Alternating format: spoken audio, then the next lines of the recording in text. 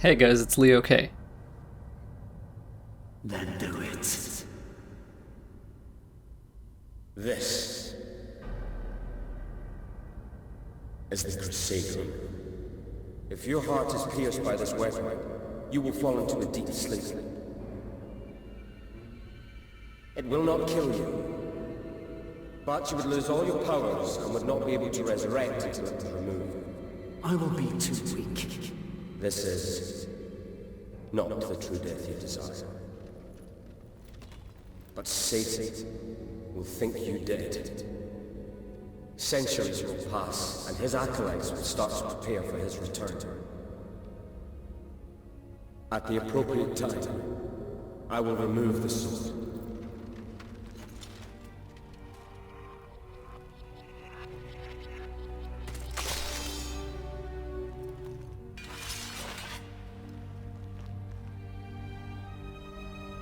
It's done. Father will awake in a few hours. It will not take long for Zobek to feel his presence and send his lieutenant. I am ready.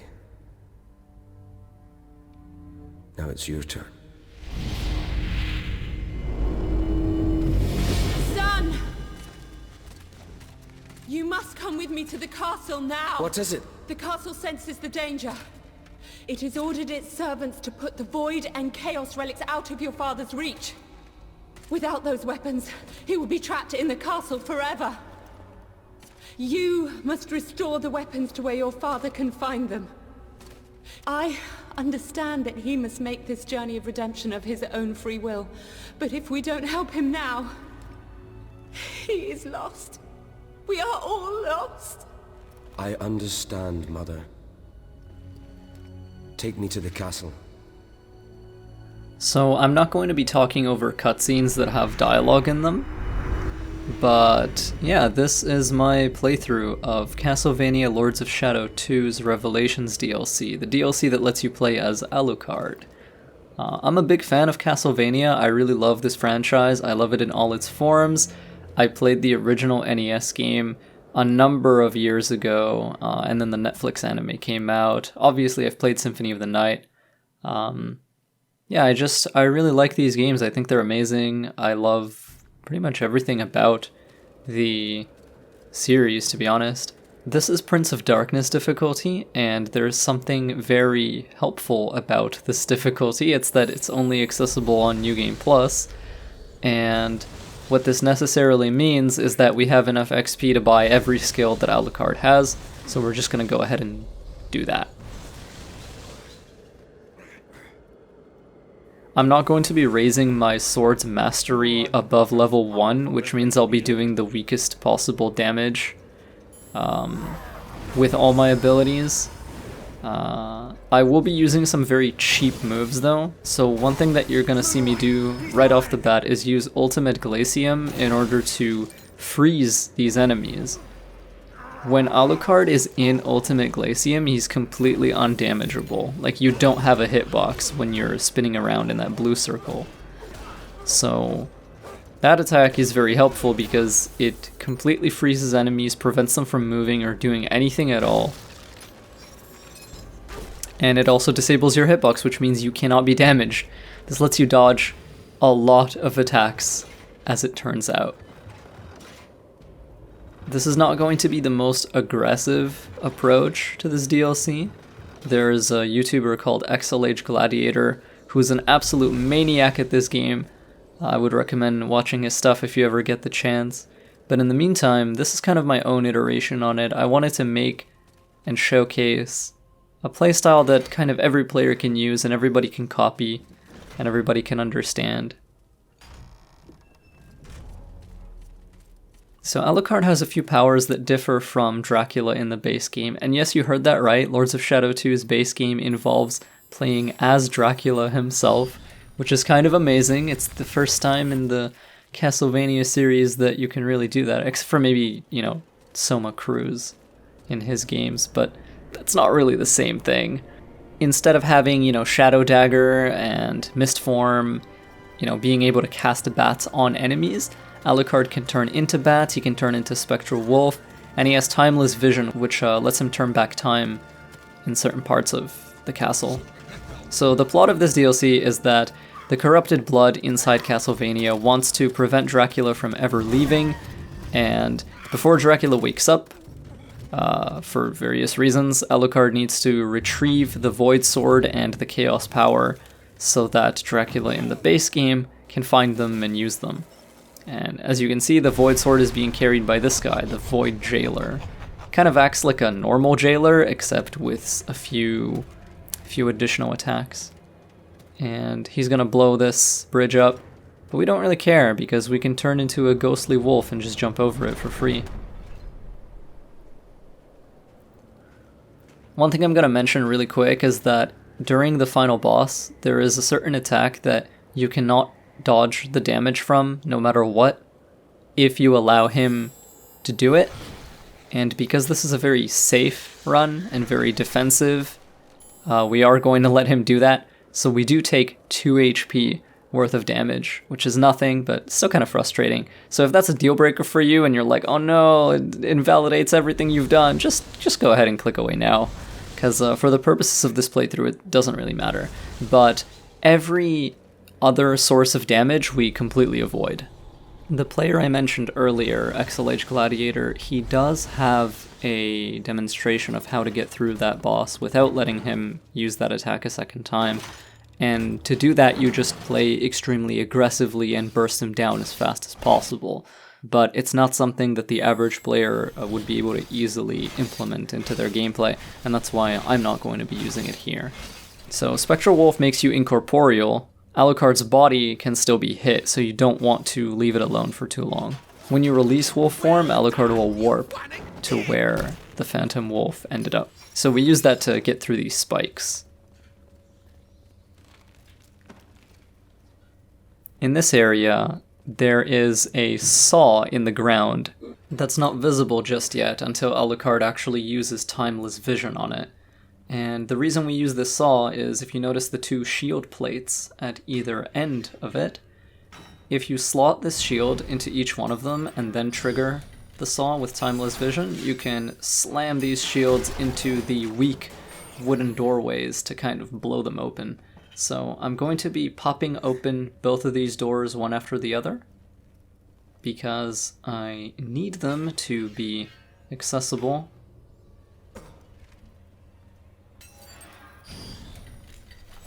And then we're actually going to skip this upcoming fight because there's literally no reason to kill these enemies. It just puts you in danger. It's unsafe. And it's a needless risk, essentially.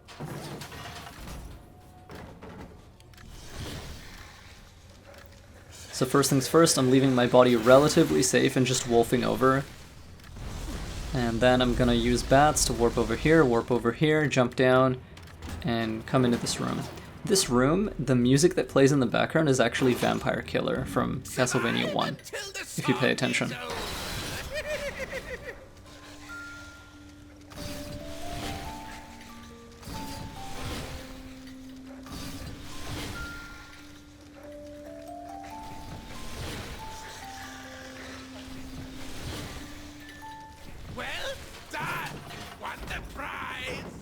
And that's that.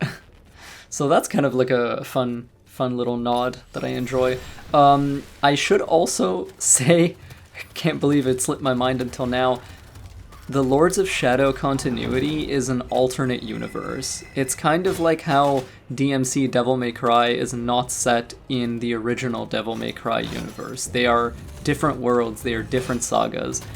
So if this Alucard seems a bit different from the Alucard that you know, and this Dracula seems a bit different from the Dracula that you know, that's probably why. It's a totally different continuity. But I think the Lords of Shadow games, or at least Lords of Shadow 2, are quite underrated, and I like this game a great deal. I kind of bounced off of Lords of Shadow 1. Not that there's anything wrong with it, I didn't personally appreciate it very much. But this game I'm pretty into, for a number of reasons.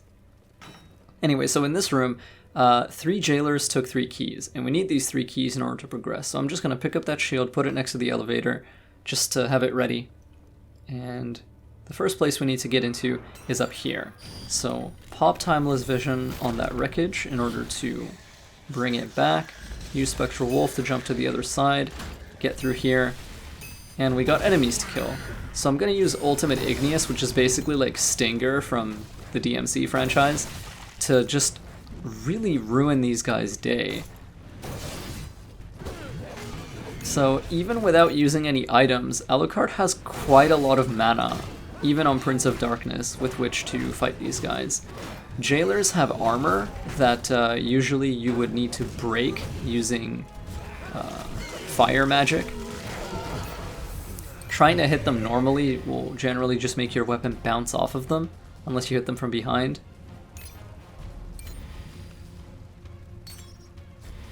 So there's one of the keys. I get a little turned around here, but remember where I'm supposed to go. So the nice convenient thing about this chamber is that at the bottom floor there is a mana font, which lets you just refill all your mana, and I'm going to be abusing that because Ultimate Glacium and Ultimate Igneous are overpowered. One of them makes you pretty much invincible and disables your enemies, and the other one lets you deal out ridiculous damage in bursts and just slaughter everyone inordinately quickly. We're gonna pick up this shield and put it in this elevator because we need it to get to the top floor in order to pick up the 3rd key. Now we're going to get the 2nd key.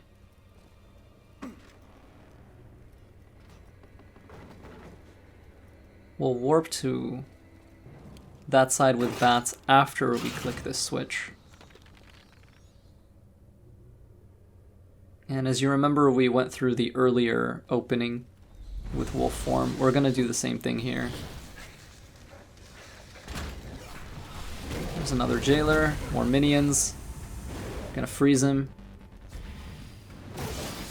Hit him with an Ultimate Igneous, hit him with another one. Miss that, get the parry. And from here I should be fighting him normally, honestly.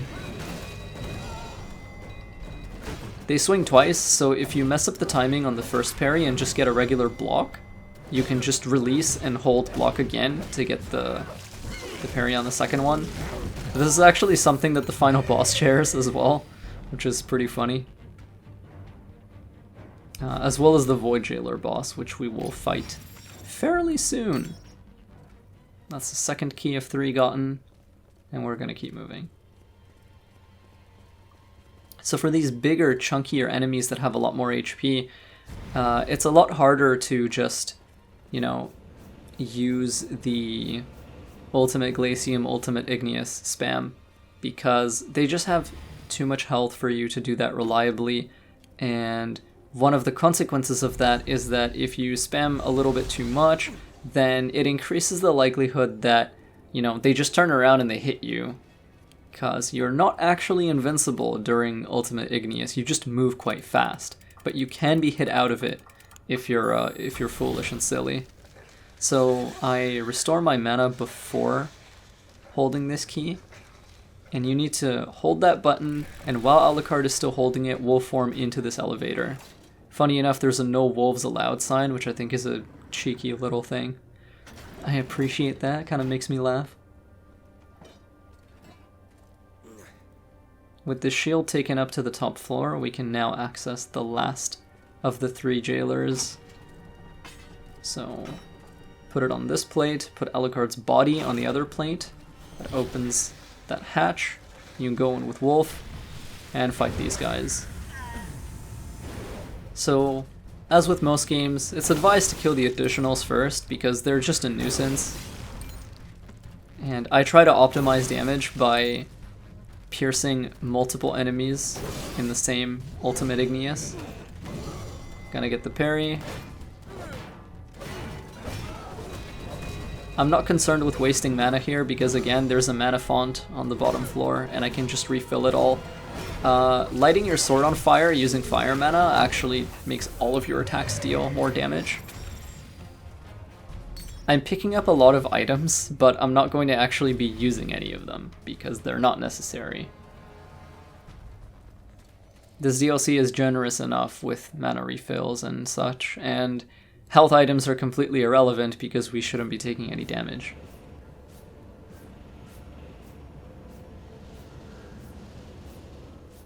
So this is my final refill before the boss. At this point we're going to have to manage our mana a little more carefully.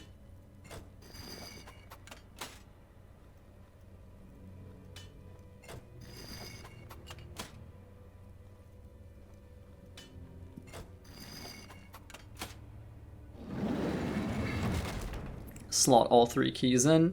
When we pull the switch, the gate to the boss arena will open, and before we get to fight the actual boss, a bunch of dungeon minions will ambush us, and Alucard gets to look really cool in a cutscene, so I'm just gonna shut up for a little.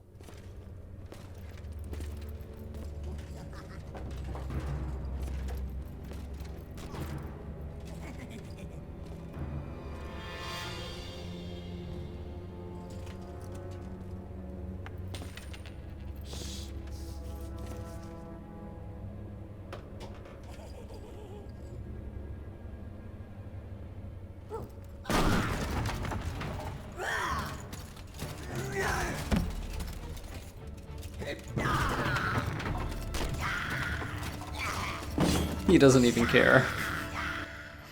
So the most optimal way to take all of these guys out is to actually kite them to this side of the room and have them clump up like this and freeze them all with Glacium, and then just pierce them with Igneous like that. It's super fast and super easy. And then the actual Void Jailer spawns and says hello. So I want to say a few things about this boss. One, he has Ice Breath, and if you get hit by this Ice Breath, it doesn't actually damage you, but it disables you. It locks you into place, which sets you up to be hit by subsequent attacks. And the way you get out of this is by using Spectral Wolf to, warp out of the ice block. Next, he has kind of like a pushback, which is like a wave of icy air around him. This doesn't cause any damage, it just pushes you back and degrades your focus bar. So getting hit by this is okay.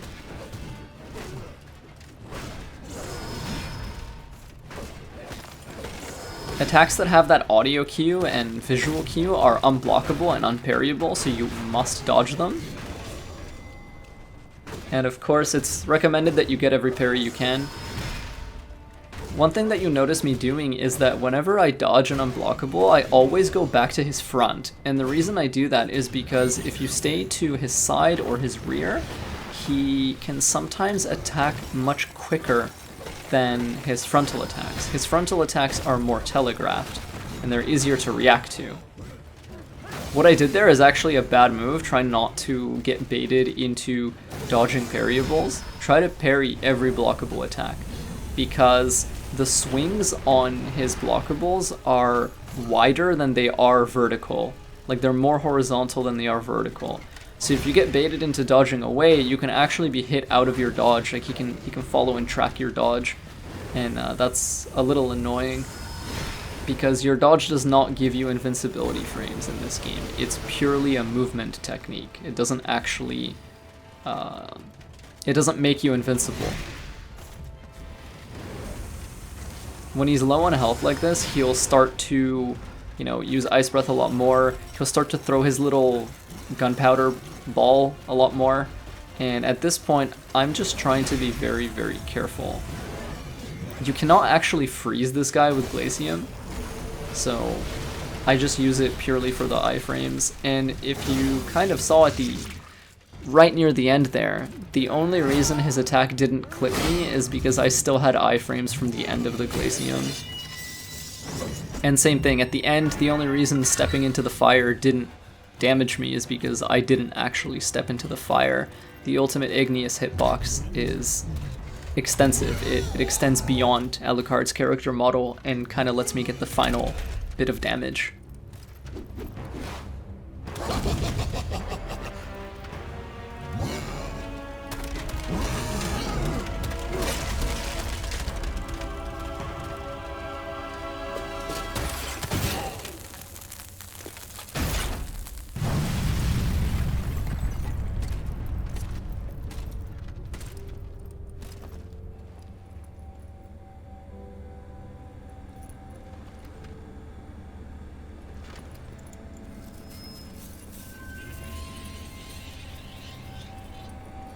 Mother, I have the sword.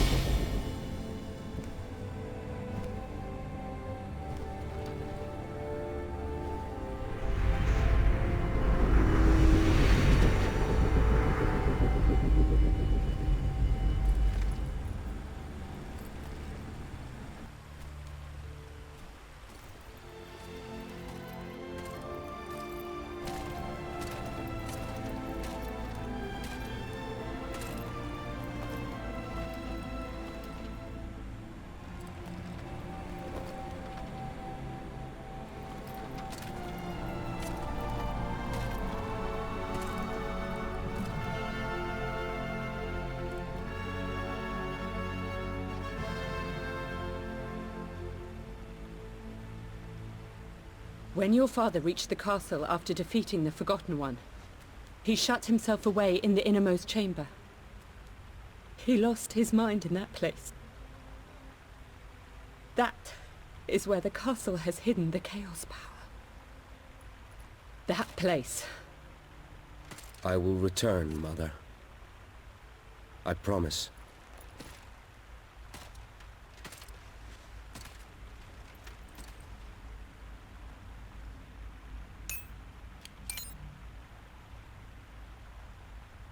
Now you must retrieve the Chaos power, This my son. is a segmented run, but the segments are placed so as to be as unobstructive as possible.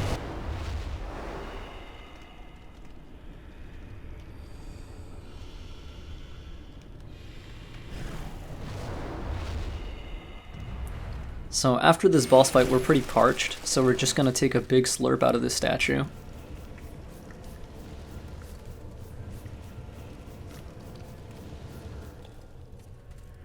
This is the second half of the game. The Forbidden Wing. Gloomy place. I quite like it. So that's a dungeon key. We need that in order to progress, but the way we get up there is a process, shall we say.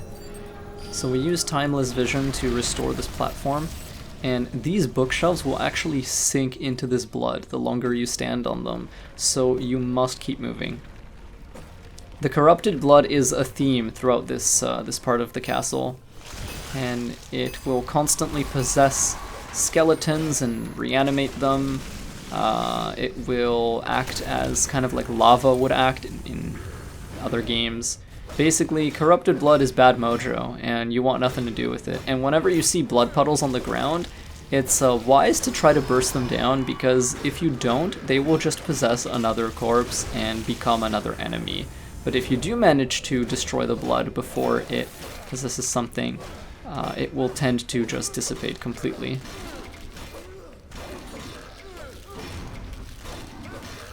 So there, I shattered that blood puddle, or dispelled it, I guess is the better word, and it did not have time to possess another skeleton. Otherwise, you could be in this arena all day. Like, you could just be fighting skeleton after skeleton after skeleton, because the blood will just creep around and find other hosts to possess and fight you with.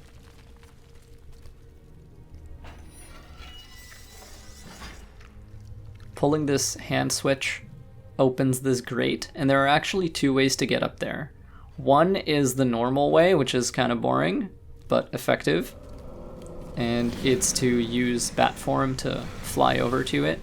But the other is to actually spectral wolf jump, because your jump distance just barely makes it, so I'm gonna show that here. Look at that, it actually kind of looks like you wouldn't make that jump, but you do. So we got the dungeon key. Go back down.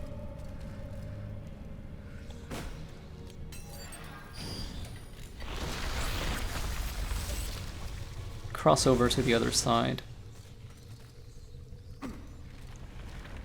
And there's an upcoming climbing section that features a harpy that is constantly shooting energy blasts at us. That harpy is the problem in the fight right after it. So what you'll see me do is try to eliminate the Harpy and prioritize trying to kill it as soon as possible. But I'm getting ahead of myself. There's a really cool cutscene that plays here. I just love all of Alucard's responses to the corrupted blood in this scene. They're so cool.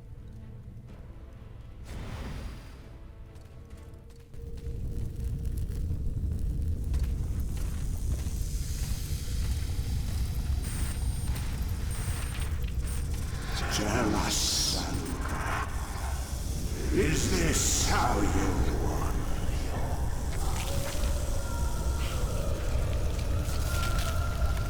you know his dwelling? You see his rest. You kill his servants. What are we going to do? What indeed? I will honor my father by freeing him from you.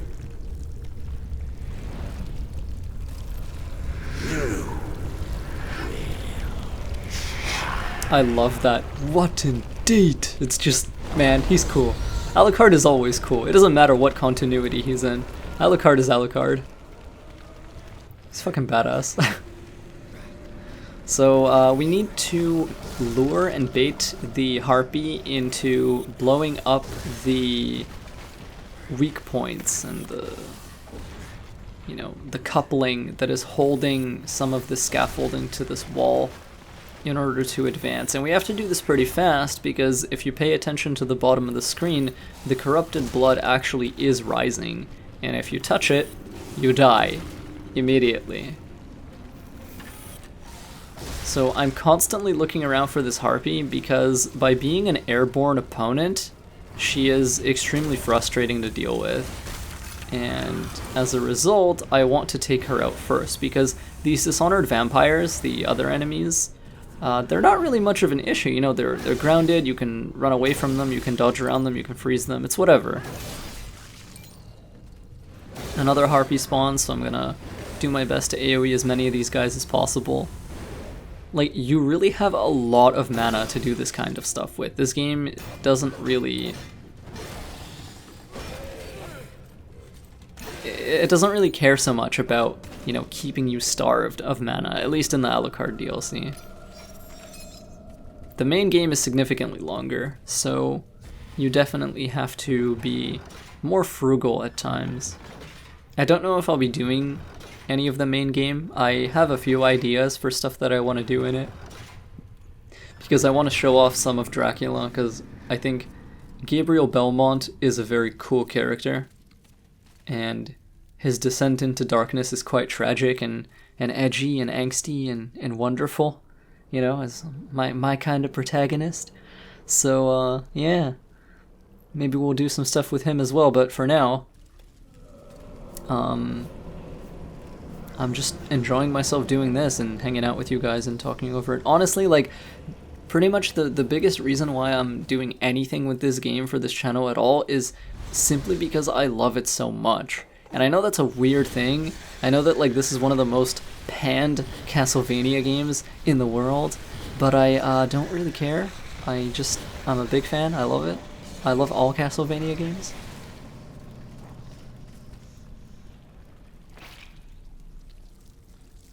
I think, honestly, the biggest tragedy as far as this game is concerned is that, and this series, you know, this sub-series, the Lords of Shadow games, the biggest tragedy as far as these games are concerned is twofold.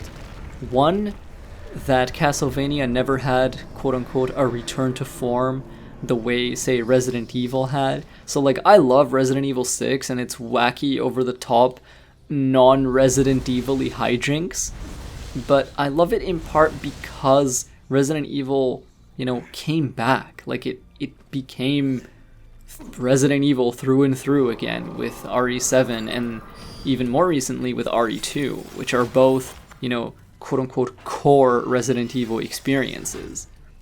And so that's one thing. The Castlevania games never had their return to form. And the second thing is that there are no subsequent Castlevania games, period. And that may change. Tokyo Game Show starts in 2 days, so if we're super lucky, Konami will announce something wonderful.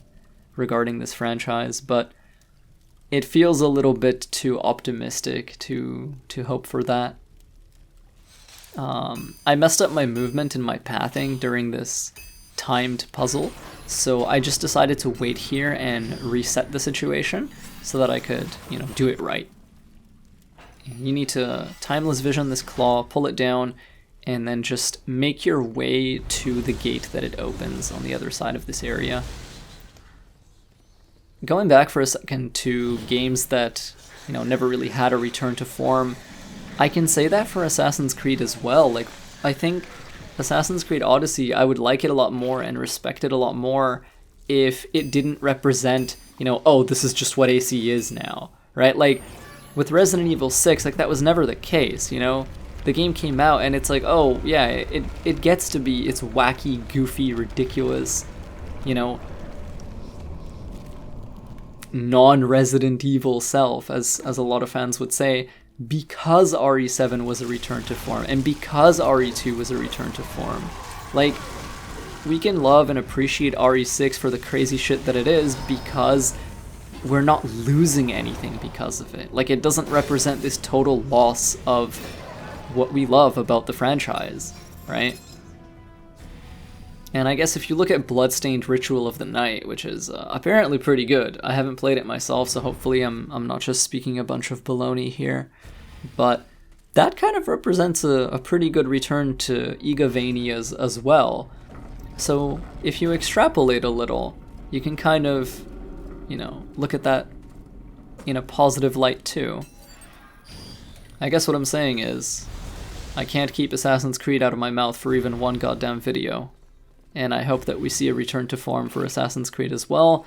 And I would like more Castlevania games in general, whether it's more of the Lords of Shadow series, whether they're, character action games like this one, or whether we go back to more classic Castlevania fare. I would be fine with anything, just give me more Castlevania.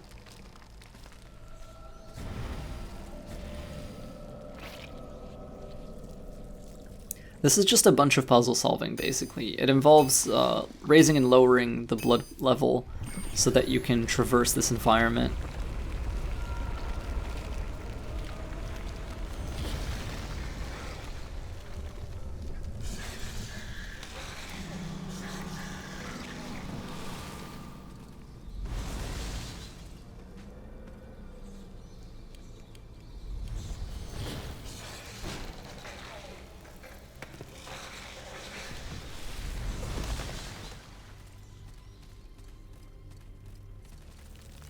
I got a pretty bad moment of stutter there. And here too. I might edit these out. These moments of frame stutter. I don't know, we'll see. Anyway, there's a puzzle coming up where you have to use timeless vision on a crumbled shield in order to bring it back to solid form. And then before its lifespan runs out, carry it to a pressure plate and then, bat over in order to get into an opened door. So, clock's ticking, so we gotta keep running.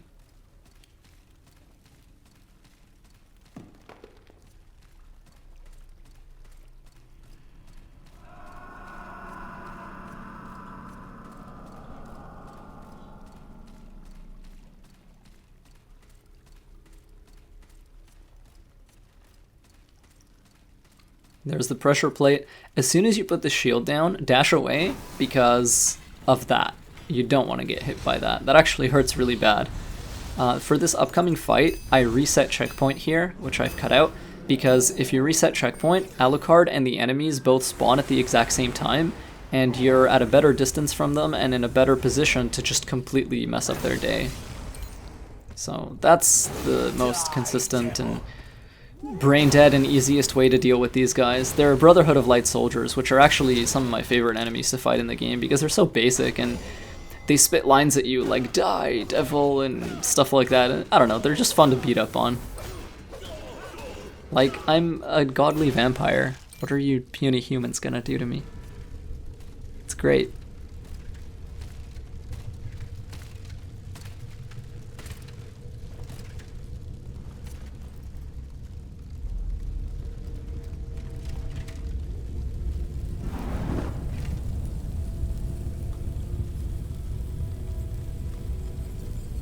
It is done, Mother.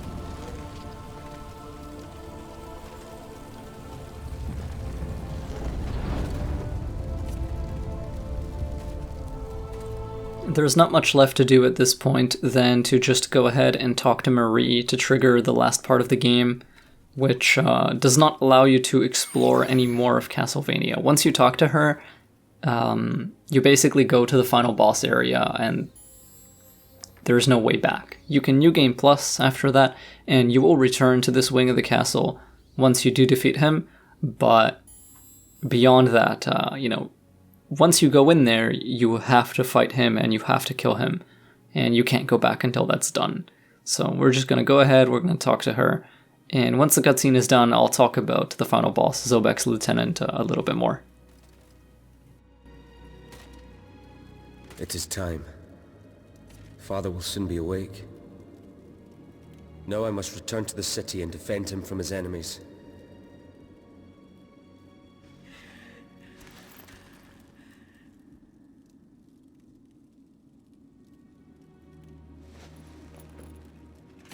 Everything will be all right.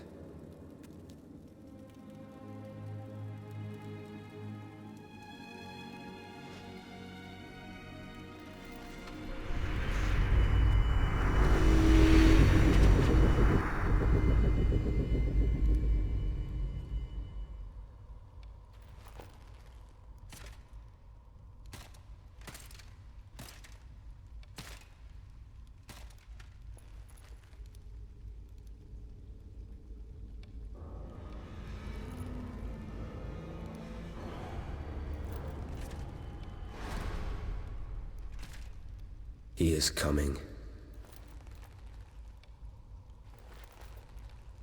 Father, I am ready.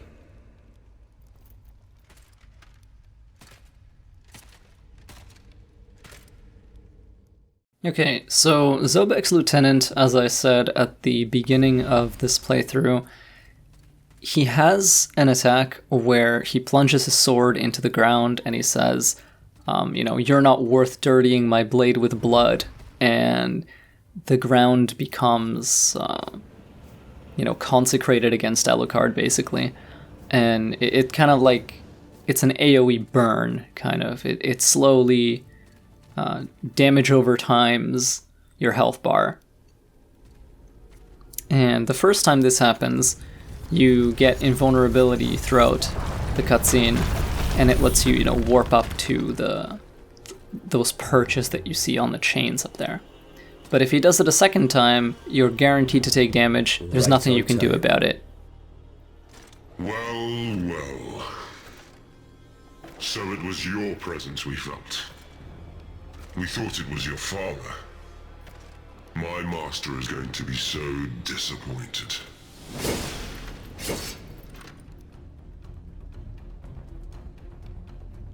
Nice armor.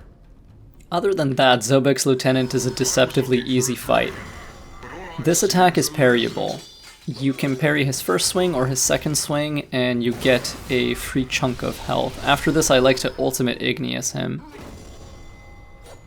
If you adopt this kind of defensive approach, he's pretty easy to beat. And that's what makes XLH Gladiator's fight so interesting to look at. When he slams his sword into the ground, he will send a wave at you that you can dodge in any direction. When he starts spinning his sword like that, always dodge to the side that his sword is on. So if he's spinning his sword to your left, dodge to the left. If he's spinning it to your right, dodge to the right, because he'll always release the energy wave in the opposite direction. This, just try to dodge away at the last moment. So like when the circle gets the biggest it can go, kind of. Or you can memorize the timing. So you see he swings left to dodge left, he swings right to dodge right. Stabs his sword into the ground, you can dodge that any way you want. Parry his swing, chunk his health off. You're not worth dirtying my blade with blood. This is the attack I was talking about. The first time he does this, you're completely fine. You can just dash up to these perches and you will take absolutely no damage whatsoever. The second time, even though I do take 2 points of HP loss, you don't even see my health bar move. So it's tragic that they didn't have the foresight to let the player dodge that in any meaningful way, but it's whatever. So yeah, these parries are really just how you give him the business more than anything else. The more aggressive you are, like I said, the harder this fight gets. If you try to hit him, he'll start doing a bunch of unblockables, he'll start dodging away from you, warping around. He becomes very erratic and unpredictable.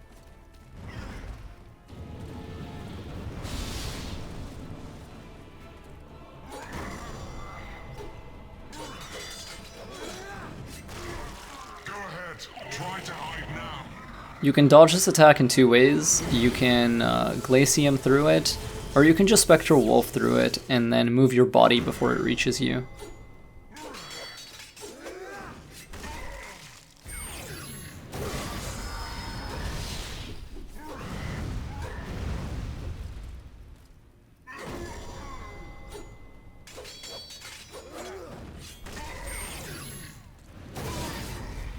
Whenever I get the chance, I slurp up some of those blood orbs so that I can get mana back for my igneous container.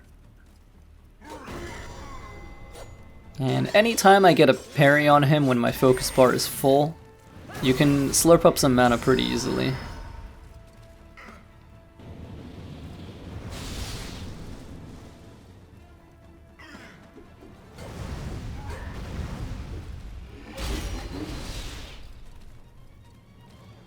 So upon this parry, he's gonna ground burn again, and there's nothing you can do about this. You are locked into this until the last moment, and by the time you do get the button pressed, you've already taken 2 damage.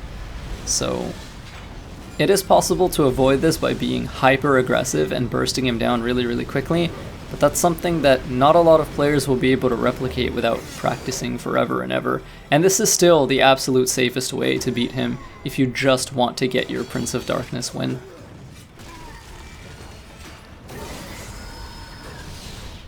You're far from matching the power of the dragon. I disagree with that assessment. When you've lowered his HP down to 0 for the first time, or any time after that, he'll start regenerating his health on that platform. And the way you beat him is by getting on top of the opposing chandelier, shall we say, and then rushing at him with your wolf form.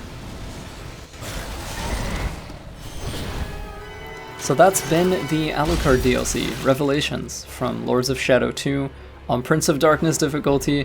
No avoidable damage, no items used. Thank you so much for watching. I really like this game. I'll probably be doing other stuff on this game. And yeah, I really appreciate your company. And I'll see you guys later.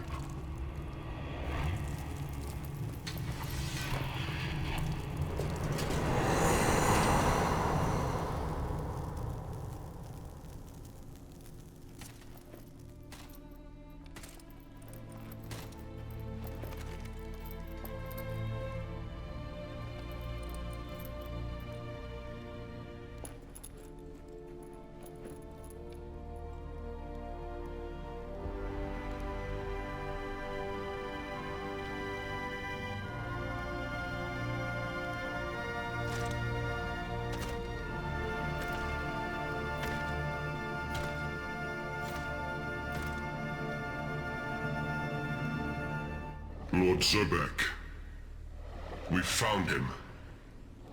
You were right. He is here.